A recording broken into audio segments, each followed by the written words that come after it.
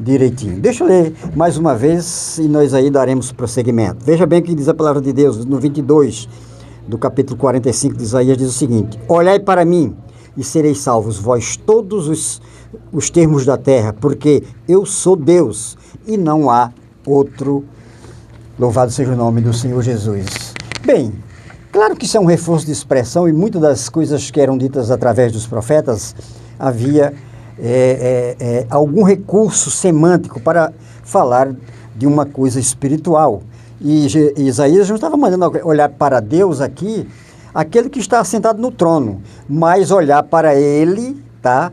Numa promessa lá na frente que seria o seu filho quando fosse revestido, nascido de mulher aqui. Então ele, Jesus, sim, era este a quem Isaías estava apontando: olhai para mim. É como se estivesse aí dizendo assim, Isaías não sabia, mas era como se pudéssemos dizer hoje assim: olhai para Jesus, porque eu sou Deus, porque ele é Deus, porque não há outro senão único, exclusivamente a ele. E esse olhai para ele, na realidade, o que quer nos dizer isso? Deixa eu te dizer o seguinte: através desse precioso convite de quem?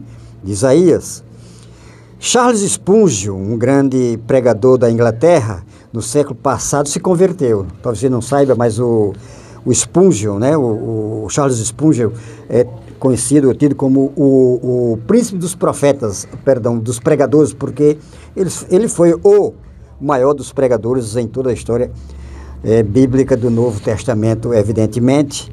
Mas ele até ouvia este convite para olhar para Jesus, tá? Veja como ele entendeu que era para Jesus e não para Deus, o Criador.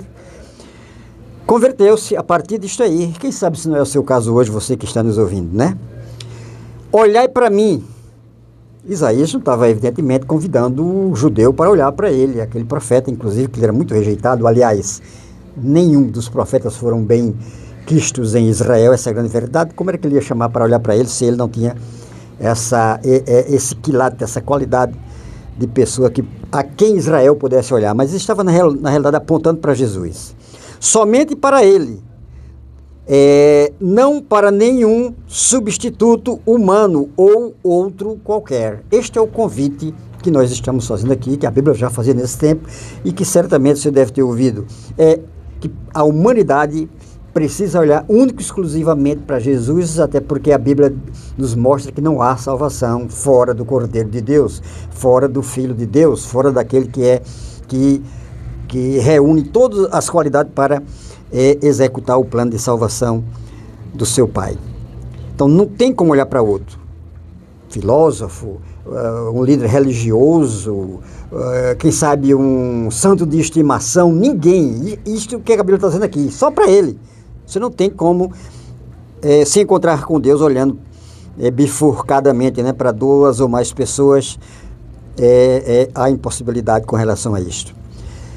Confiadamente, como a pecadora lá de Lucas 7, 37 a 50, que ela olhou único exclusivamente para Jesus, não olhou para quem estava ali ao lado dele enquanto se dirigia para ele, enquanto o procurou, enquanto estava poderíamos dizer até na adoração, no serviço a Jesus, lá em Lucas 7, 37 a 50, ela não se preocupou com ninguém, com crítica, até porque mulher não podia ter contato com homem durante o dia,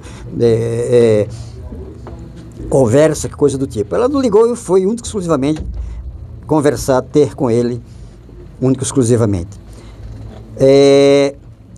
Esperançosamente, como os mordidos pela serpente, lá de número 21, 9. Talvez você não saiba, mas os evangélicos conhecem bem esse texto, né, que os judeus, na caminhada para Canaã, estavam se reclamando de Deus, e Deus manda umas serpentes ardentes, lá está escrito desse jeito, versículo um pouco antes, e começou a haver morte no arraial, ali no convívio, ali daqueles que estavam se reclamando. E o que acontece? Moisés levanta uma serpente de bronze e todos quantos, mesmo mordidos, olhando para aquela serpente, não morriam. Então aquela serpente, evidentemente, que não era um elemento de idolatria, evidentemente, todos quantos olhassem para ela, mesmo mordido, o veneno não o abateria. É o caso hoje de você que está aqui nos ouvindo, se você olhar único e exclusivamente para Jesus, não para filósofo, não para líder religioso, como já falei, não para uma religião, não para um homem, um líder, enfim, nada, único e exclusivamente para Jesus, você certamente não morrerá espiritualmente, como nos mostra a experiência coletiva, geral da Bíblia. Outra coisa que temos que entender, a grande bênção que sucede de onde? De quê? A partir de onde? Do momento em que você olha para o Filho de Deus. Sereis salvo da culpa do pecado, João 3,16. Se você, meu amigo, você que está aí nos ouvindo, tinha dúvida da necessidade de uma conversão, entenda, você tem que olhar para Jesus. Se até hoje não olhou, você precisa olhar para Jesus, né? Não olhar com o olhar físico, mas com o olhar do coração, do entendimento, da mente, enfim, do homem mais interior. Sereis salvos da culpa do pecado, igualmente do poder do pecado. O pecado hoje tem poder sobre o homem. Mateus 1, 21, Lucas 9, 10 mostra-nos que o homem dominado pelo pecado, a tendência dele é morrer espiritualmente. Morrer em definitivo e depois espiritualmente. Da ira vindoura de Deus e do inferno. Pouca gente gosta ou se atreve a falar desse termo inferno hoje na pregação, mas o que eu quero te dizer, olhar para Jesus nos livra da condenação eterna, do juízo eterno, da ida para o inferno. Até isto você precisa entender que há um julgamento aí na frente e que se você olhar para Jesus hoje, você será desviado desta triste realidade num futuro e que talvez não seja nem tão longe assim. Outra coisa, os convidados, quem são estes que são convidados a olhar para Jesus? Os que estão perto e aqueles que estão longe, tanto o evangélico, tanto o crente, o irmão, bem como aqueles que estão longe, aqueles que ainda não se converteram, precisam estar sempre com os olhos fitos no Salvador, naquele em que se encerra todos os profetas, em que se encerra todo o prazer de Deus, em que se encerra toda a salvação, Cristo Jesus. Homens honestos, como Nicodemos, né? Lembra de Nicodemos?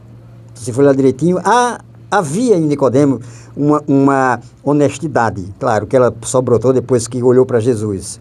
Homens honestos, homens também perdidos profundamente, como a samaritana e outros que a Bíblia nos mostram, de todas as raças, tribo, nação, classe social, língua, poder aquisitivo, não importa a condição social, econômica do ser humano aqui, ele precisa de salvação, não importa quem é ele, se honesto, como nós falamos aqui, de Nicodemos, mas também como qualquer outro perdido. O pior dos ladrões, o pior dos criminosos hoje, se olhar para Jesus, será curado desta chaga chamada pecado, dessa vida que ele está evidentemente levando. A bênção que provém desse olhar, 2 Coríntios 3,18, 4,4, há uma bênção. Jesus disse, eu vim para trazer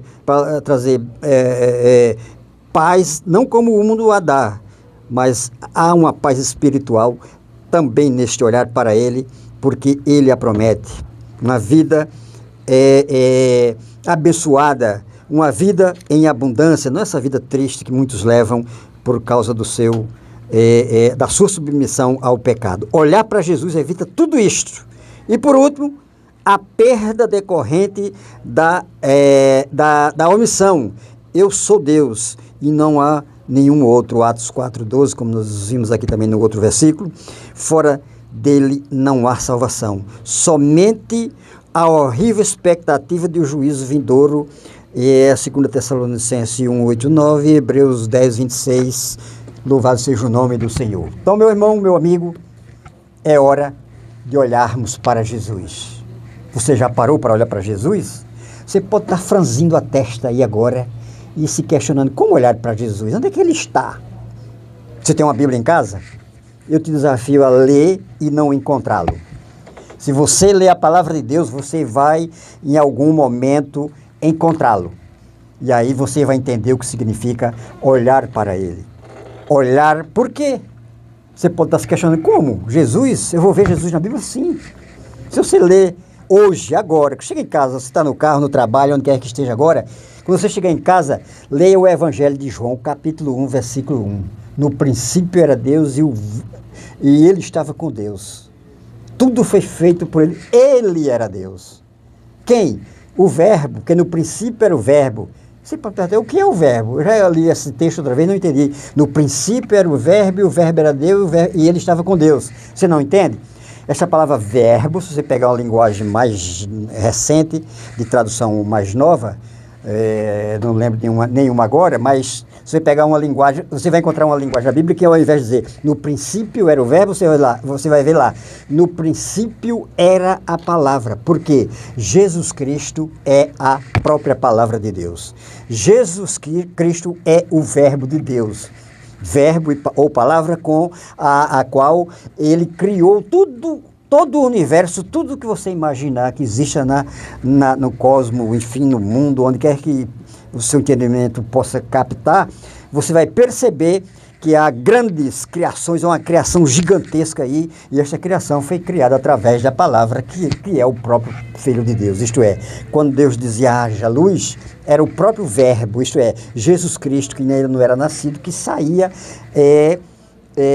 construindo aquilo para o qual ele foi ordenado em cada momento que Deus disse haja isso, haja aquilo outro. Contudo, meu querido amigo, se você não encontrar aí num primeiro momento, continua lendo a Bíblia que você vai, mais cedo ou mais tarde, perceber Cristo Jesus na Bíblia como